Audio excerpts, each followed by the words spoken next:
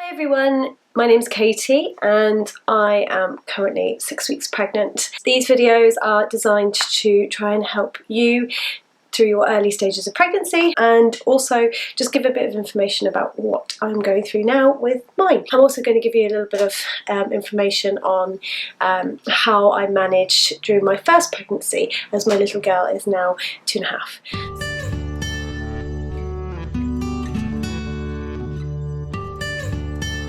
So I am 6 weeks and 2 days pregnant, and so far I've got this little bit of a bloat thing going on, so I'm not quite sure if that's a bump or a bloat. I'm feeling a little bit sick since early on last week. This is just a little bit of what feels like travel sickness. I don't know if anyone's read a book on a bus or in a car and they've had to put it down because they feel a bit yuck. Not wanting to throw up, but I have this sicky feeling in the back of my throat, which is happening most of the time now. I've kind of expected my body to respond quicker this time. I know that because your stomach muscles are a lot weaker the second time round, you can sometimes find that the bump can pop out a little bit quicker. I have been exercising quite a lot, as you can see. I'm still in my exercise gear, so that's what I would like to talk to you today about, is exercise during pregnancy and also after you've had the baby. Running is something I incorporate into my weekly routine, and I do it almost so naturally and automatically now that I don't even see it as a chore. I just see it as part of my day, like brushing my teeth or getting changed. It's just something that I automatically do, and for me, running always makes me feel so much better. As I said previously, both psychologically and physically, I just feel so much better and more well by running. So I incorporate also going to the gym. So I do a lot of classes that involve weight training and cardio workouts, which help my running. And as of about 4 weeks ago, before I found out I was pregnant, I started cycling to work.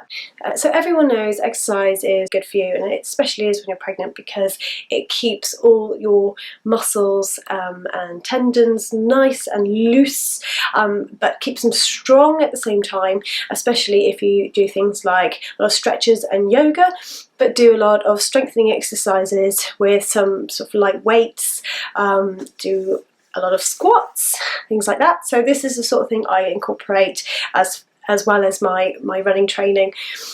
I am a member of a running group, which I find really, really motivational, and I find them excellent at kicking me up the bum to make sure that I get my runs in, and I always try and go to my running group at least once a week, so I'm able to socialise and also get that much needed exercise in. Something I also did in my first pregnancy was I attended a pregnancy pilates class that was completely designed for pregnant women from all stages, from about 3 months all the way to the end around 9 months.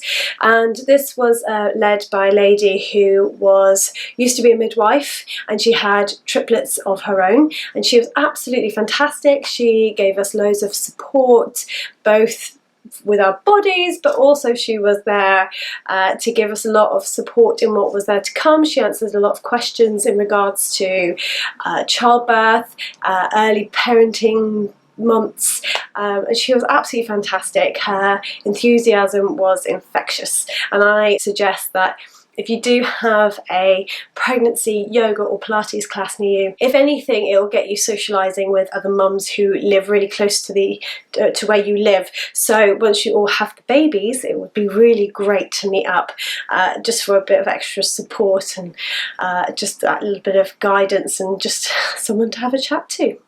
So as far as things that I used to wear when I used to work out whilst pregnant, I thankfully managed to find some great workout trousers that had just plenty of give. I didn't have to buy any pregnancy stuff, thankfully. So these are Sweaty Betty leggings. They are great because they come up a little bit higher than your sort of average ones, and they're just really comfortable. They are stretchy. I got mine in the sale. They can be a little bit pricey if you buy them brand new, but I find their sales amazing. So I would definitely get yourself on their newsletter list to make sure you know where the sales are, because they are really good sportswear to have.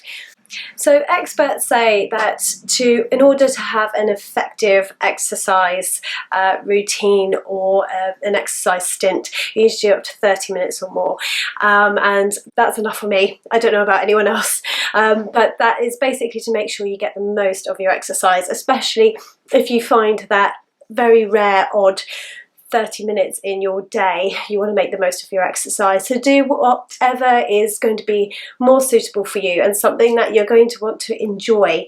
If you think that cardio is going to be too much for you, then absolutely tone it down. Maybe do some light swimming, a bit of breaststroke, really good for your back, and especially if you're getting some knee and hip issues. But also things, as I've already mentioned, some yoga and Pilates are really good for relaxing and helping you breathe, and just especially stretching out those achy muscles and joints.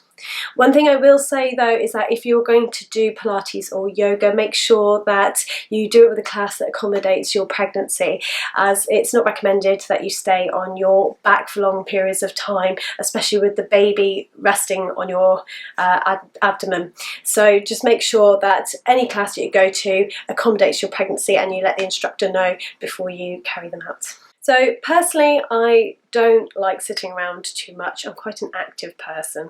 I love cardio workouts and running and swimming and everything that involves moving quickly. So doing a lot of yoga and Pilates was personally for me really difficult to get into. I found it really, really hard to find joy in doing it. I find that if I do have that bit of time available for me, I'd rather get a sweat on and really come out the other side like I've really done a lot of work.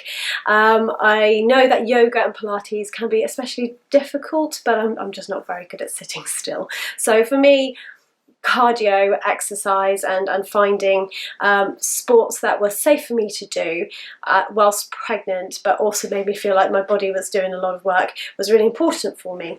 So what I found, it was that I had to cut down my running from about 5 months of being pregnant, which was a bit gutting because I really enjoyed my running, but I found that as the baby got bigger and my stride became wider, because I had to try and accommodate the bump, so I was more like fast waddling than running, I felt like it was putting too much pressure on my hips and knees, so I felt like I had to cut that back. But in doing so, I discovered swimming, and I don't think I'd swam properly for about 6 or 7 years. So it was really exciting to get back into the pool, buy myself a fancy pair of swimming goggles, and basically try and do a few lengths, see how I felt, and then just carried on. And I just felt that that was really useful during pregnancy. At the moment I got into the pool, I felt light and buoyant, and I completely forgot I was pregnant, which was lovely. And to be honest, I only remember that I was pregnant the moment I got out of the pool and all this weight came bearing down on me as the bump came out of the swimming pool.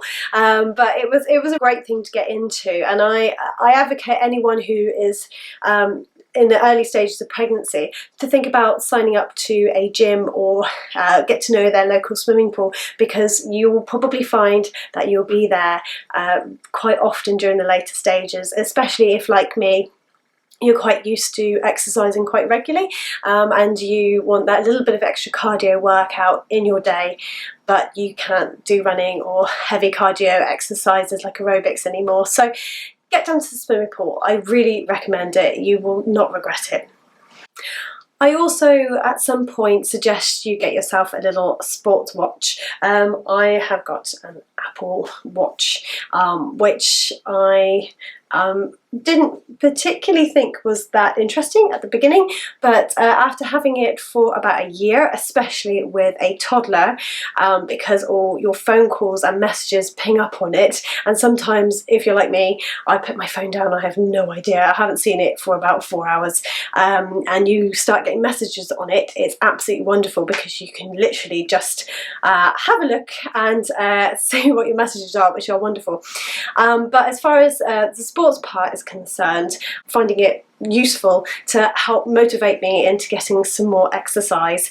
It's amazing how you can become blissfully unaware of how little steps and how little exercise you do, especially if you're at a desk job. So you can get throughout the whole day and realise that you only do 2,500 steps when the aim is to do 10,000 per day.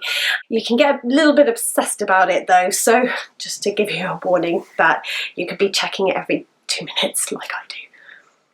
So when I had my little girl, I also then tried to get back to exercise as soon as I could.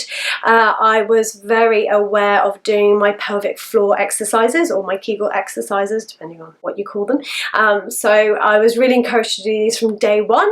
If you don't know, these are the exercises to help tighten your vaginal muscles to make sure that you don't prolapse after birth.